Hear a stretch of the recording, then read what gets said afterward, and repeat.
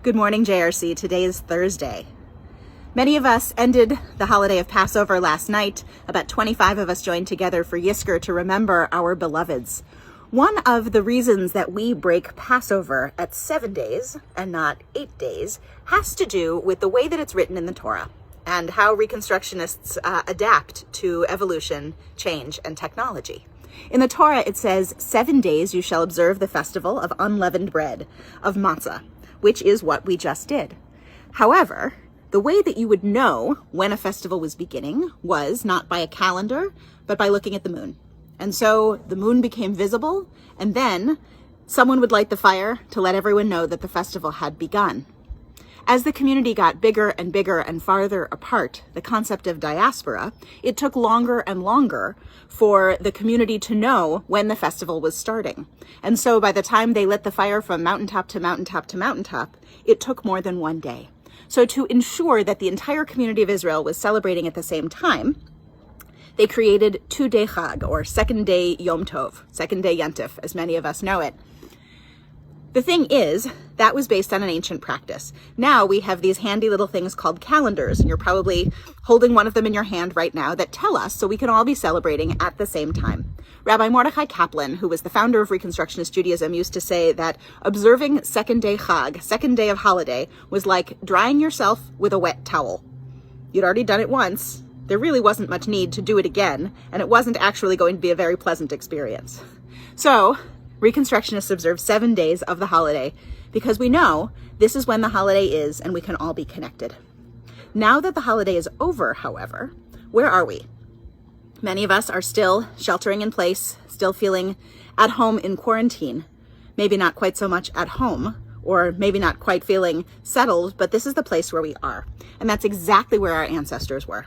When our ancestors left Egypt, when they left in haste, when they crossed the sea, now we are on this place that is journeying in freedom. We don't know where we're going. We know that the place that we are going has to be better than the place that we were. We have no roadmap.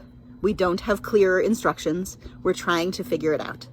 This is called the wilderness. And in Judaism, midbar, being in the wilderness, is actually where we spend most of our time. Those 40 years of wandering are the places in which we are going from place to place, trying to figure it out as we go along.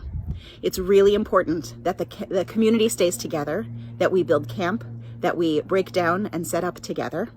There are even texts in Torah that talk about when someone is sick, the whole community is stopping, and they spend 7 days outside the camp so that they can be healed of anything and don't contaminate and infect the rest of us. Sound familiar? Never thought that the book of Leviticus would ring so true in these times, but here we are. The wilderness can be a really scary place because we don't know what's coming next. We know it's big, we know it's expansive, we aren't sure where our destination is or how we're going to have the supplies that we need to get there. This is what our Israelites' ancestors faced as they went and they wandered. Here's the thing about the wilderness, though. When we get to the end of the Torah, the crossing into the promised land is never described. It doesn't say, and then they crossed the River Jordan and they lived happily ever after. Instead, they end up camped on 2 mountains, looking out at what comes next, but still on the wilderness side of the Jordan River. Moses dies. They aren't sure what their leaders will tell them to do next. And we end the Torah and go right back, Breshit, to the beginning. We never actually get to the promised land. We live in the wilderness. So this is about trying to figure out how we live where we are, how we do it with integrity, how we do it with hope, how we do it with each other in ways that feel strange and ever-changing. So, as we settle into this wilderness, as we figure out how the place that we're going has to be better than the place that we were, may we think about what it is that we are learning, and may we celebrate the fact that we can do it in freedom and in celebration and with connection to a larger sense of the community, not only the Jewish community, but the community of humanity.